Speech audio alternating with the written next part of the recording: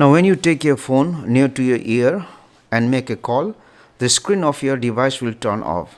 This happens so that you will not accidentally touch something on the screen. But if you want to stop screen turning off while calling on Samsung, then what you do is go to settings, scroll down, go to this option advanced features.